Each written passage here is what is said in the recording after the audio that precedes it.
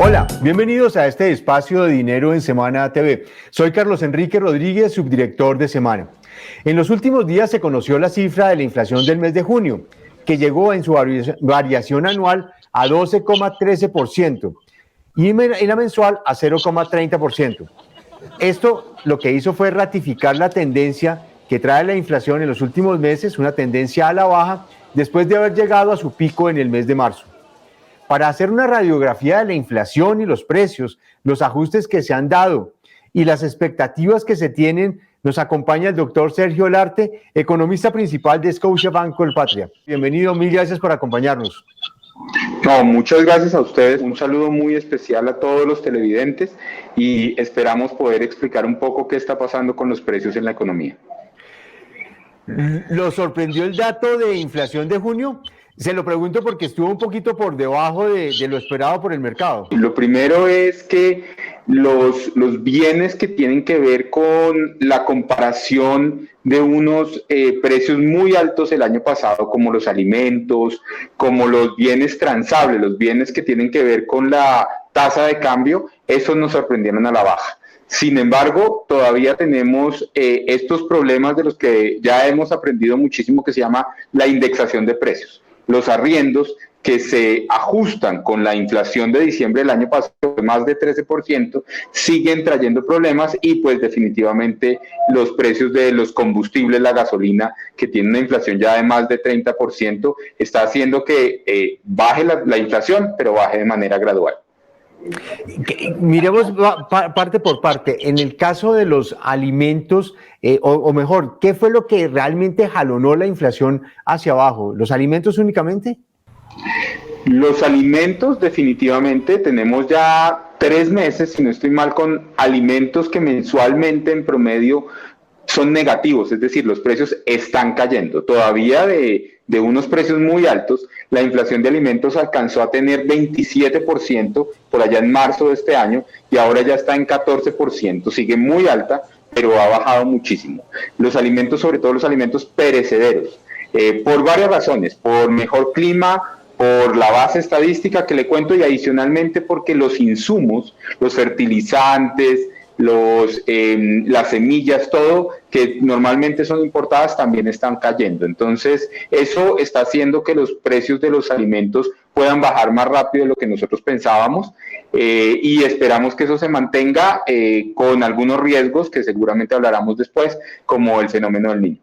Ok, perfecto. En ese orden de ideas hay un dato que no sé si tenga alguna interpretación. Y es que si bien los alimentos han venido a la baja y han jalonado la inflación a esa tendencia descendente de la que hemos venido hablando, en junio la disminución de los precios de alimentos fue inferior a la de mayo. En mayo fue de menos 0,85 y en junio de menos 0,53. ¿Qué pudo haber pasado?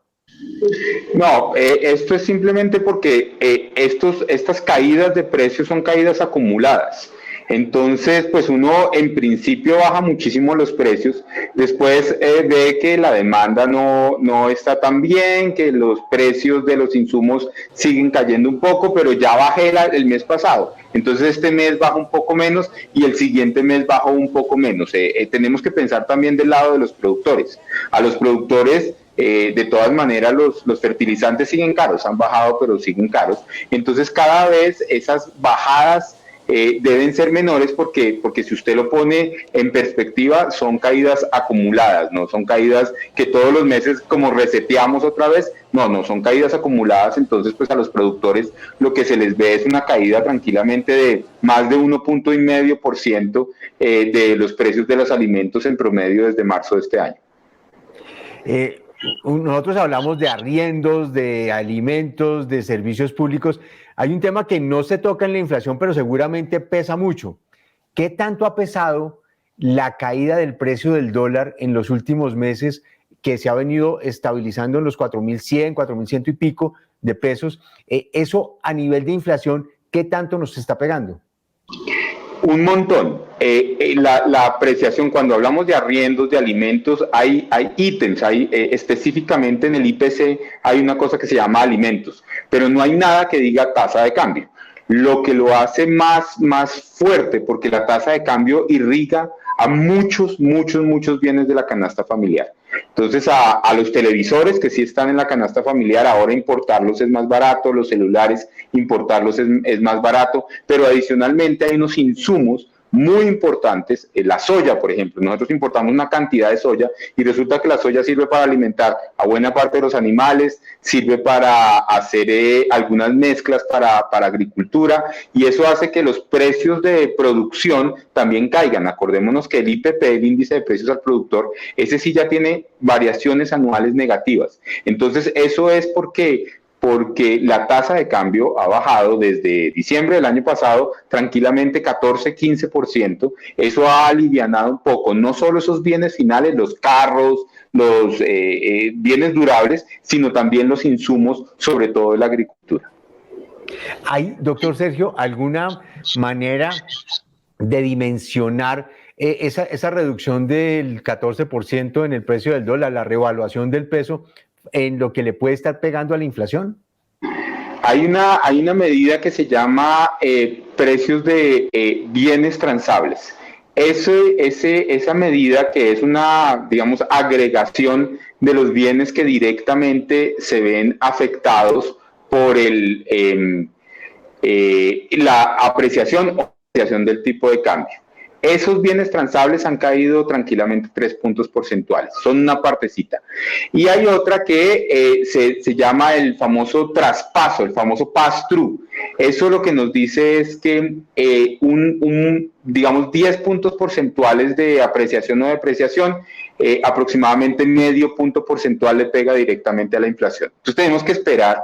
Tenemos un problema, y es que eso no es directo, porque no todos los comercializadores bajan los precios o suben los precios al mismo ritmo. Resulta que yo importé los celulares que estoy vendiendo ahorita, de pronto los importé en enero y tengo un inventario muy caro, entonces me cuesta mucho bajar los precios. Entonces esa apreciación se va a ver por allá en noviembre. Pero hay otros que sí rotan muy rápido el inventario. Por ejemplo, la comida importada rota muchísimo.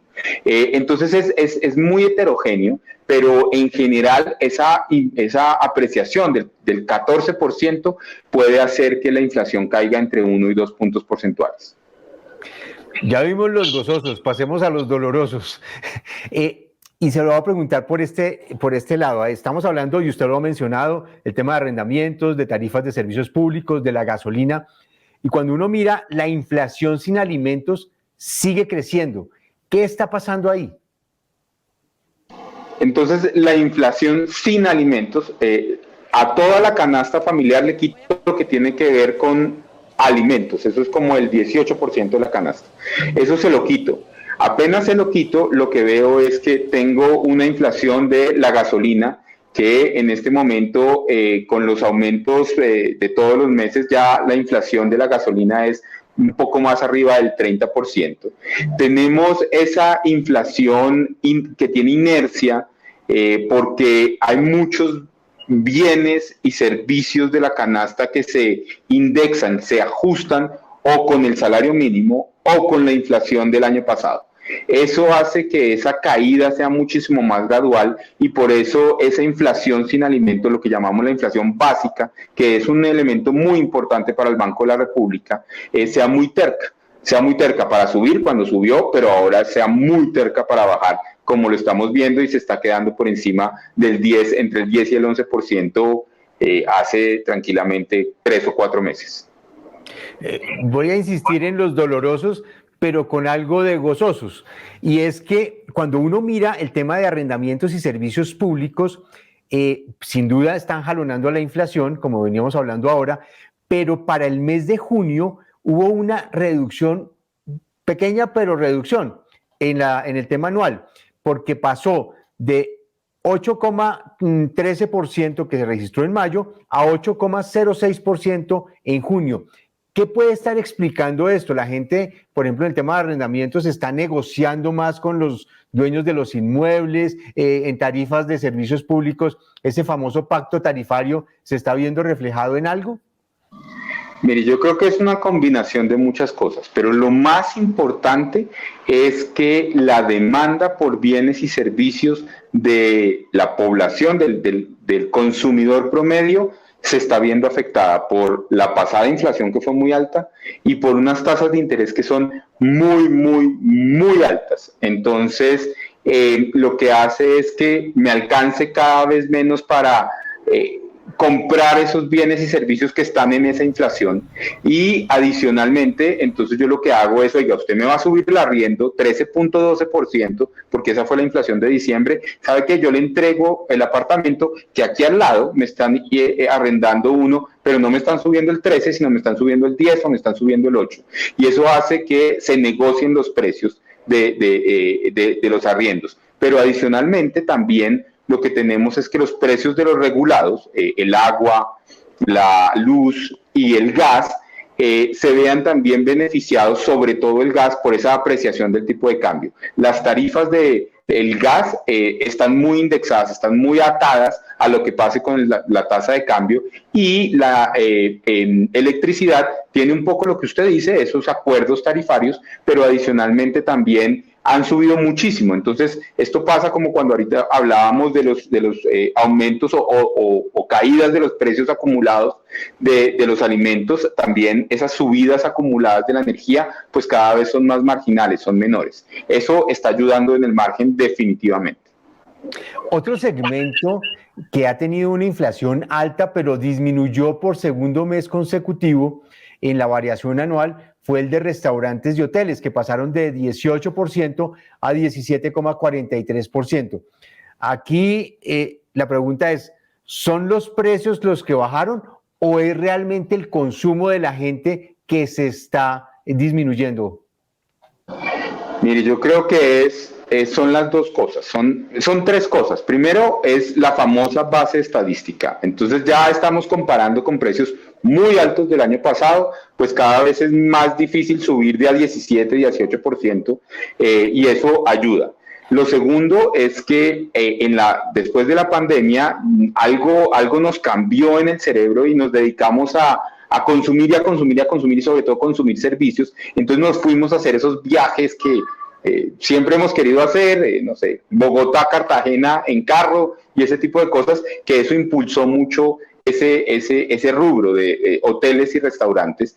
En el margen lo que está sucediendo es, ya no me está alcanzando la plata para todo eso. ¿Por qué? Porque tengo que hacer mercado, tengo que mandar a mis hijos al colegio, tengo que transportarme, entonces estoy bajando la demanda. Entonces eso es un lado, y lo otro es que los precios ya no están subiendo tan rápido, sobre todo por esa base estadística. Ok. Usted mencionó un tema ahorita que a la gente a veces se le pasa, y es el famoso IPP, el índice de precios al productor, que el año pasado lo alcanzamos a tener, usted me corrige, por encima de 30%, y ahora está, como bien lo mencionaba usted, ya en terrenos negativos.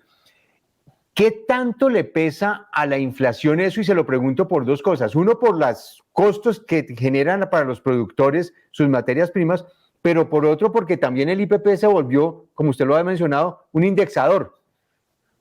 Sí, eso importa muchísimo. Por desgracia no es instantáneo. De nuevo, el problema es que a mí me bajan el costo de producción. Yo estoy muy, digamos, enguayabado con problemas, porque cuando subieron los costos de producción yo no puedo subir de la misma manera los precios. El IPP alcanzó, como usted dijo, a tener inflaciones del 30-35%, mientras que la inflación al consumidor no lo es así. Entonces yo no puedo subir todo lo que me subieron los costos de producción. Cuando bajan los costos de producción, yo intento solventar esas pérdidas o menores ganancias que tenía antes el año pasado. Entonces esa caída de los precios de los insumos y de las comercializaciones se demoran un poco, pero es muy importante. Y la indexación de precios, en cambio, sí va directamente. Entonces, sobre todo esos bienes regulados, gas, electricidad, distribución de energía. Eso tiene un componente de IPP que nos debe estar ayudando. Entonces yo creo que es una buena noticia, sobre todo es una buena noticia para nuestros productores, para la creación de empleo en el futuro, pero no podemos esperar que como el IPP está con variaciones negativas anuales, entonces el IPC de una se va a ir a variaciones anuales negativas. No, eso tiene primero que pasar un tiempo y segundo, no todos los rubros me están cayendo de la misma manera y por eso es que sí, ayuda, pero de manera gradual. Siempre se ha dicho que la inflación es el impuesto más costoso, particularmente para las poblaciones más pobres. Con esta nueva tendencia de reducción de la inflación, ¿qué está pasando con la inflación para los grupos sociales? Es muy importante eso, Carlos. Por primera vez en buena parte, tranquilamente en 18 meses, la inflación de las personas de ingresos bajos es menor que la inflación de personas de ingresos altos. No quiere decir que la inflación no siga siendo un problema, sigue siendo un problema, está por encima del 10%, estamos muy por encima de la meta, pero como los alimentos son los que más están bajando y el componente de las personas de ingresos pobres en alimentos es tan importante, está ayudando muchísimo a que eso se aliviane y la gente pueda consumir un poco más o consumir un poco más regularmente y cambiar ese discurso de no como carne sino una vez a la semana. Ya con un poco de menos inflación, por desgracia no es todos los días, pero se ha mejorado un poco. Entonces sí, efectivamente, la inflación de ingresos bajos es la que más está bajando, que curiosamente las personas de ingresos bajos son las que menos se pueden cubrir contra la inflación. Nosotros de ingresos medios y altos aprendimos a abrirse, aprendimos a hacer inversiones que nos protejan contra la inflación. Las personas de ingresos bajos que no pueden ahorrar, pues la inercia se los consume, entonces es muy importante bajar la inflación, sobre todo para 60-70% de la población colombiana que no puede ahorrar de la manera que se debería ahorrar. Bueno, miremos el futuro, en especial dos hechos que están pues marcando la agenda ahora y las presiones a la inflación. Vamos con el primero. El gobierno anunció que para noviembre, no en época electoral, va a empezar a revisar el tema del precio del diésel y que la gasolina ya no va a llegar a 16.000 pesos por galón, sino a 15.500. ¿Qué tanta presión le está metiendo el tema de combustibles a la inflación y qué va a pasar cuando se empiece a incrementar el precio del diésel? Entonces lo primero es la gasolina. En la gasolina creo que es bien importante en este momento. La gasolina, el ítem gasolina en la canasta familiar es un poco más del 2% de la canasta, 2 a 3% de la canasta, pero la inflación está por encima del 30%. Estimamos que puede llegar a ser el 45% de la inflación por allá en octubre si se sigue subiendo de esta manera. Eso le está pegando a la inflación hacia arriba con un efecto de segunda ronda, llama, porque, por ejemplo, ya los taxistas dicen, sí, de pronto a los transportadores les importa el diésel, pero a nosotros sí es la gasolina, entonces súbanos las tarifas y el transporte comienza a subir. Entonces eso genera como una malestar y la apreciación de que la inflación va a bajar, pero va a bajar de manera gradual. Mientras que el diésel no nos pasa como con la tasa de cambio, no está por ninguna parte en la medición directa de la inflación al consumidor, del IPC. ¿Por qué? Porque ese es un insumo de producción. Entonces eso se ve igual que con la tasa de cambio, irrigado a mucha parte de la canasta, porque si suben los fletes de transporte, me sube la comida, me sube el transporte, digamos, de intermunicipal, me sube las tarifas aéreas, entonces me sube el entretenimiento y se irriga a muchísimas partes. Es muy difícil saber cuánto exactamente le pega, pero con la subida del diésel podemos contrarrestar de alguna manera el que ya no suba la gasolina. A mí me parece muy complicado, de hecho, en estos días salió un proyecto de decreto que el gobierno está tratando de quitarle subsidios a los grandes consumidores de diésel para que el Fondo de Estabilización de los Precios de los Combustibles, que es todo el problema, se vea menos deficitario y tenga que subir menos el diésel. Pero subir el diésel es bastante complicado y haría que la inflación seguramente no llegue a la meta ni siquiera en 2023, en 2024 o mediados de 2025. Esa es algo que tenemos que tener muy en cuenta. Ok, preocupante. Y ahora vamos para allá. El segundo hecho, y usted lo mencionó ahora, es la inminencia de la llegada del fenómeno del Niño, que le pega a dos sectores en particular, al tema de alimentos, porque pues se podría en una temporada seca afectar las cosechas, y por el lado de las tarifas de energía, porque pues generaríamos con térmicas que son mucho más costosas que generar con las de plantas de generación hídrica. ¿Qué tanto va a representar este fenómeno del Niño, sin saber ni la duración ni la intensidad, frente al tema de la inflación? Pues comienzo con su última frase, es muy incierto. Entonces, ¿qué ha pasado en la historia? Nosotros lo que estuvimos viendo es desde el año 80, que cuando se ocurre un niño, ¿cómo afecta la inflación? Entonces, lo primero que vimos es que la inflación se vio afectada solamente en 3 ocasiones, en el 86, si no estoy mal, a finales de los 90, y en 2016, cuando el niño fue particularmente fuerte. Un niño normal o un niño intermedio no le pega demasiado a la inflación porque los embalses no alcanzan a bajar de tal manera que toque prender mucho tiempo las termoeléctricas y porque la sustitución de alimentos nos puede ayudar a que los precios de los alimentos no suban tanto. Entonces, lo primero que tiene que saber la gente es que llegue el niño no quiere decir que la inflación vaya a subir, tiene que ser un niño muy fuerte. ¿Cuál es la probabilidad de un niño fuerte?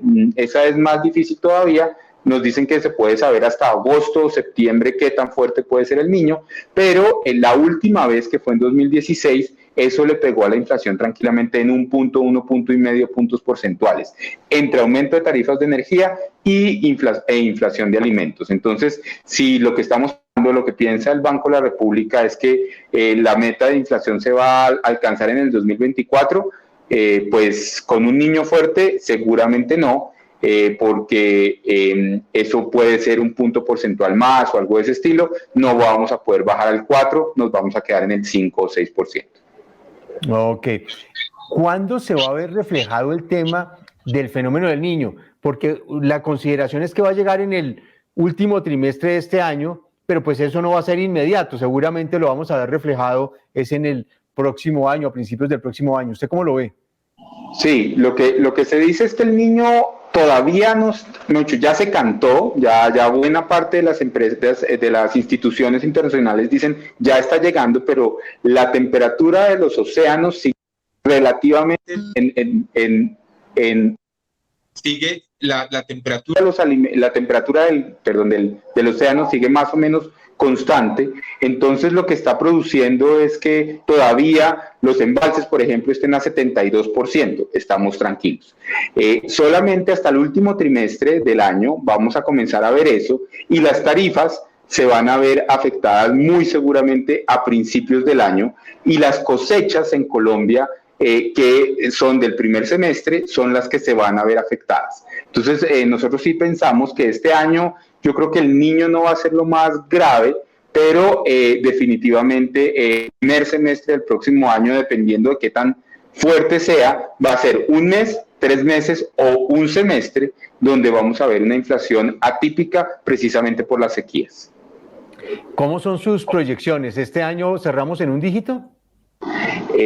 Sin tomar en cuenta que el niño puede llegar, sin tomar en cuenta que el diésel puede subir, tenemos una inflación que puede terminar entre 8,5 y 9% este año, todavía muy por encima de la meta del Banco de la República, pero ya bajando. Y el próximo año, de nuevo con los mismos supuestos, tenemos una inflación entre 4 y 5%.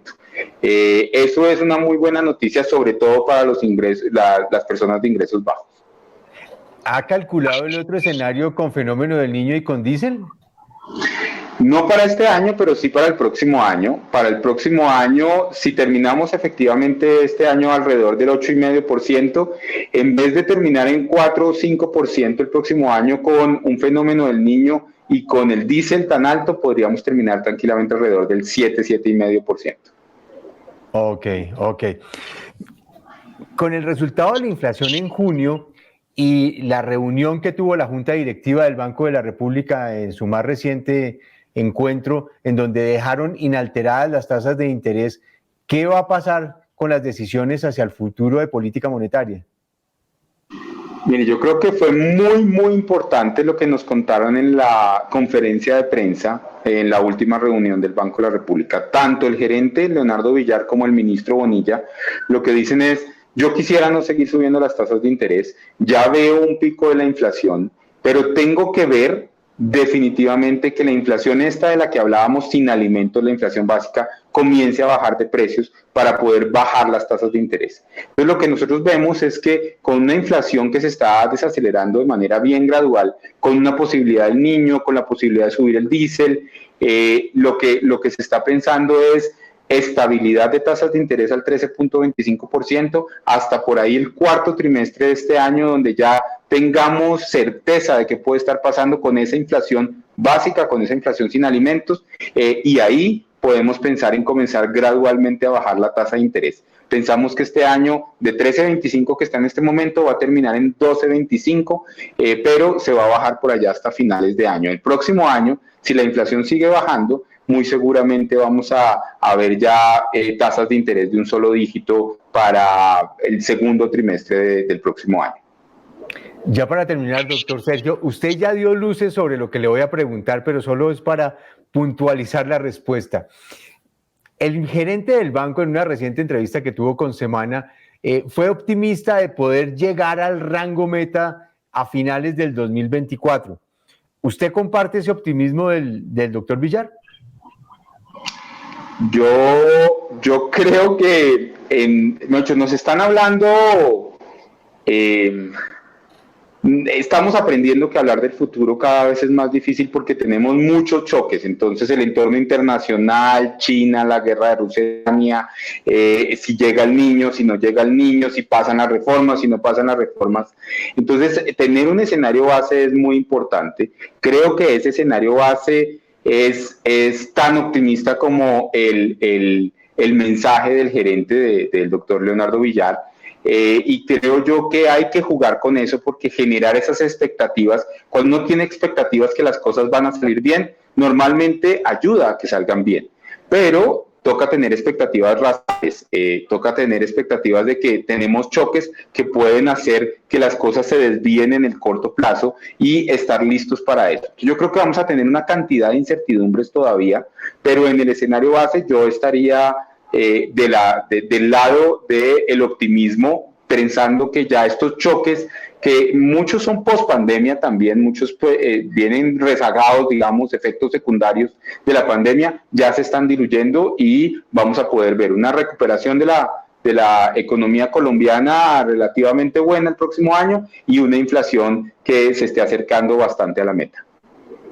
Doctor Sergio, muchísimas gracias por este panorama en materia de precios y de inflación. Muy amable por su presencia en este programa. Muchísimas gracias por la invitación y un saludo muy especial. A ustedes, muchísimas gracias por acompañarnos en esta conversación. Los invitamos a que nos sigan en nuestras plataformas y en semana.com. Nos vemos la próxima semana.